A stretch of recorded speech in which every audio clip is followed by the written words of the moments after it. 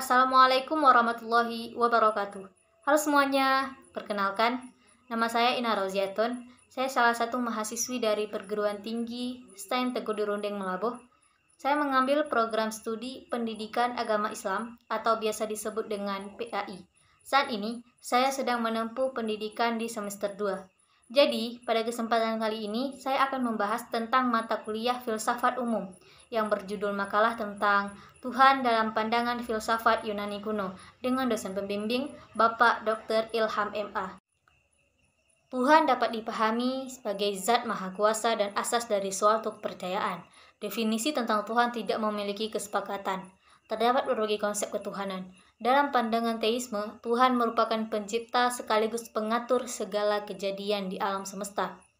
Menurut deisme, Tuhan merupakan pencipta alam semesta, namun tidak ikut campur dalam kejadian di alam semesta. Menurut panteisme, Tuhan merupakan alam semesta itu sendiri. Penganut monoteisme percaya bahwa Tuhan hanya ada satu, serta tidak berwujud tanpa materi, memiliki pribadi, sumber segala kewajiban moral, dan hal terbesar yang dapat direnungkan. Akibat dari konsep ketuhanan yang berbeda-beda, banyak gagasan tentang sosok Tuhan. Sifat-sifat yang dimilikinya bahkan hakikat Tuhan pun terus dipermasalahkan. Siapakah dan bagaimanakah Tuhan? Tuhan terus dicari oleh manusia sebagai fitrah seorang hamba yang selalu memerlukan eksistensi tertinggi yang dapat memahami tempat bertumpu dan berlindung. Immanuel Kant mengatakan bahwa kebenaran adanya Tuhan adalah kebenaran yang postulen, yaitu kebenaran tertinggi dalam tingkat kebenaran. Kebenaran tak terbantahkan, kebenaran yang berada di luar jangkauan indera, akal, dan ilmu pengetahuan. Dengan demikian muncullah sebuah agama yang dianggap menjadi wadah kebenaran akan adanya Tuhan. Agama merupakan suatu kepercayaan akan keberadaan suatu kekuatan pengatur supranatural yang menciptakan mengendalikan alam semesta, yang selanjutnya dapat disimpulkan bahwa agama merupakan suatu kepercayaan akan adanya Tuhan. Jika berbicara tentang sejarah pemikiran konsep ketuhanan secara historis, ketika kita melihat ke belakang, mempelajari kepercayaan umat manusia yang ditemukan hampir semua mempercayai adanya Tuhan yang mengatur alam raya ini. Orang-orang Yunani kuno menganut paham politeisme, keyakinan banyak Tuhan, yaitu binatang adalah Tuhan atau dewa, Venus adalah Tuhan atau dewa kecantikan, Mars adalah dewa peperangan, Minerva adalah dewa kekayaan, sedangkan Tuhan tertinggi adalah Apollo atau dewa matahari. Orang-orang Hindu masa lampau juga mempunyai hak dewa yang diyakini sebagai Tuhan. Keyakinan itu tercermin dalam Hikayat Mahabharata. Masyarakat Mesir meyakini adanya dewa Isis, dewa Osiris, yang tertinggi adalah Ra. Masyarakat Persia pun demikian, percaya bahwa ada Tuhan gelap dan terang. Pengaruh keyakinan tersebut merambah ke masyarakat Arab. Walaupun ditanya tentang penguasa dan pencipta langit dan bumi, mereka menjawab Allah. Pada saat yang sama, mereka menyembah juga berhala, Al-Lata, Al-Uzza, dan Manata, yang merupakan 3 berhala terbesar di samping ratusan berhala lainnya. Tuhan merujuk kepada suatu zat abadi dan supranatural. Biasanya dikatakan mengawasi serta memerintahkan manusia dan alam semesta atau jagat raya. Banyak tafsir nama Tuhan ini yang bertentangan satu sama lain. Meskipun kepercayaan akan Tuhan ada dalam semua kebudayaan dan peradaban, tetapi definisinya lain-lain. Istilah Tuhan juga banyak kedekatan makna dengan kata Tuhan, di mana Tuhan juga merupakan majikan atau juragannya alam semesta. Tuhan punya hamba sedangkan Tuhan punya sahaya atau budak. Dengan kemutlakannya, Tuhan tentunya tidak terikat oleh tempat dan waktu. Tuhan tidak memerlukan tempat, sehingga pertanyaan tentang di mana Tuhan hanya akan membatasi kekuasaannya. Maka tidak ada kapan lahir atau mati. Tuhan sesuatu yang diyakini, dipuja, disembah oleh manusia sebagai yang maha kuasa, maha perkasa, dan yang sebagainya. Yang dimaksud konsep ketuhanan menurut pemikiran manusia adalah konsep yang didasarkan oleh hasil pemikiran baik melalui pemikiran lahiriah maupun batiniah, baik berupa penelitian rasional maupun pengalaman batin.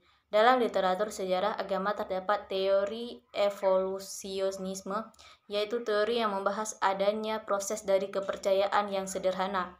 Untuk melengkapi konsep tentang sejarah ketuhanan, Franz Magnus Suseno lebih condong melihat proses ketuhanan yang dialami manusia sebagai proses pencairan yang bersifat pribadi dan sebagai penganut kepercayaan agama. Kepercayaan mengenai keberadaan Tuhan. Deisme dianalogikan seperti tukang jam yang menciptakan jam secara teratur dan membiarkannya berjalan sendiri. Deisme adalah pandangan khas tentang Allah di masa pencerahan. Berasal dari Deus yang artinya Allah. Namun pandangan ini berbeda dengan teisme, sebab Allah dipercaya hanya pada waktu penciptaannya. Selanjutnya tidak berhubungan dengan dunia lagi, karena dunia yang sudah teratur dari semula. Allah dianalogikan seperti pencipta arloji yang bisa berjalan sangat teratur tanpa campur tangan penciptanya. Jadi, deisme hanya percaya Tuhan pertama kali, setelah itu dianggap tidak ada. Paham ini dianggap sebagai benih dari munculnya pandangan ateisme yang secara terbuka menyangkal adanya Tuhan. Pandangan yang muncul pada abad 18 di Perancis. Agnostisisme adalah paham manusia yang tidak mau tahu atau tidak tahu tentang adanya Tuhan. Namun hal ini lebih disebabkan karena kebutuhan pemikiran untuk mendefinisikan Tuhan. Bagi para filsuf, ini Tuhan berada di luar jangkauan pemikiran manusia. Ateisme berarti penyangkalan adanya Tuhan, namun arti tentang Allah yang disangkal adanya tidak sama dengan pandangan semua orang. Oleh karenanya, arti ateisme berbeda-beda juga. Pemikir yang mempercayai adanya Tuhan, Santo Agustinus, percaya bahwa Allah ada dengan melihat sejarah dari drama penciptaan yang melibatkan Allah dan manusia. Allah menciptakan daratan untuk manusia, menciptakan manusia, Nabi Adam, yang berdosa melawan Allah, lalu Adam dan Hawa diusir dari Taman Eden. Kemudian setelah manusia berkembang, mereka berdosa lebih lagi dan dihukum dengan air bah dalam sejarah Nuh. Orang-orang Yahudi yang diberikan perjanjian Allah ternyata tidak dapat memilih arahnya sehingga dihukum melalui bangsa-bangsa lain.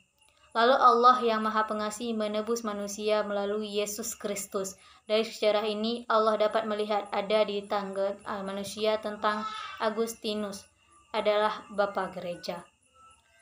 Ungkus dari Hippo yang membela eksistensi Allah dari pandangan-pandangan lain yang ingin memperuntuhkan paham teisme. Tuhan didefinisikan dari sifat-sifat maha tahu, maha hadir, kekal, pencipta segala sesuatu.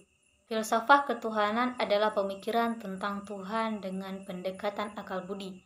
Maka dipakai pendekatan yang disebut filosofis. Bagi orang yang menganut agama tertentu, terutama agama Islam, Kristen, Yahudi yang menambahkan pendekatan wahyu di dalam usaha memikirkannya.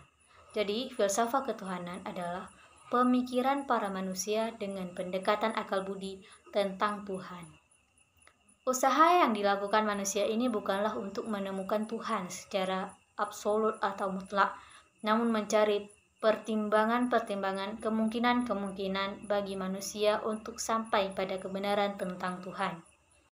Thomas Aquinas menggabungkan pemikiran Aristoteles dengan wahyu Kristen. Kebenaran iman dan rasa pengalaman bukan hanya cocok, namun juga saling melengkapi. Beberapa kebenaran seperti misteri dan inkarnasi dapat diketahui melalui wahyu, sebagaimana pengetahuan dari susunan benda-benda di dunia dapat diketahui melalui rasa pengalaman, seperti kesadaran manusia akan eksistensi Allah. Baik wahyu maupun rasa pengalaman dipakai untuk membentuk persepsi tentang adanya Tuhan.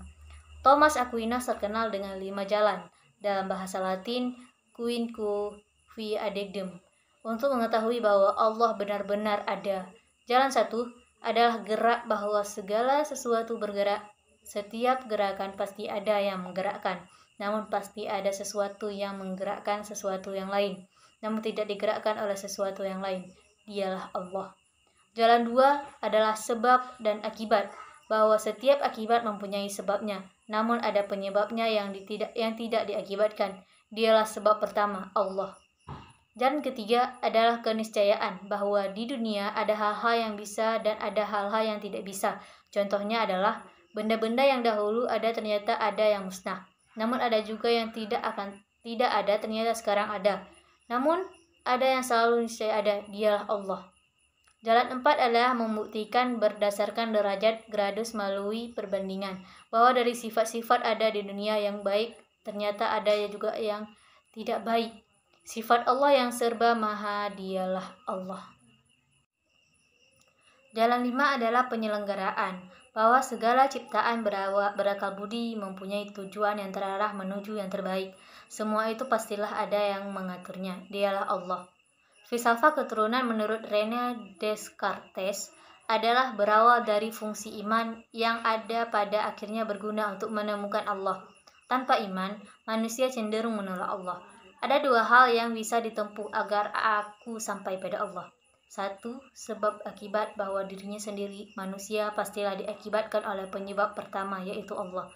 Jalan kedua adalah secara ontologis yang diwarisinya dari Anselmus, adalah yang ada tidak mungkin berdiri sendiri tanpa ada kaitan dengan suatu entitas lain. Dari penjelasan tadi dapat diambil kesimpulan bahwa filsafat ketuhanan mengajarkan manusia mengenal Tuhan melalui akal pikiran semata-mata, yang kemudian kebenaran yang didapati sesuai dengan wahyu atau kitab suci. Dengan kata lain, bahwa baik agama maupun filsafat ketuhanan sama-sama bertolak dari pangkalan pelajaran ketuhanan, tetapi jalan yang ditempuh berbeda, dan masing-masing menempuh cara dan jalannya sendiri. Namun keduanya akan bertemu kembali di tempat yang dituju dengan kesimpulan yang sama, bahwa Tuhan ada dan Tuhan Maha Esa. Demikian yang dapat saya sampaikan, lebih dan kurang saya mohon maaf. Wabillahi taufik wal hidayah. Assalamualaikum warahmatullahi wabarakatuh.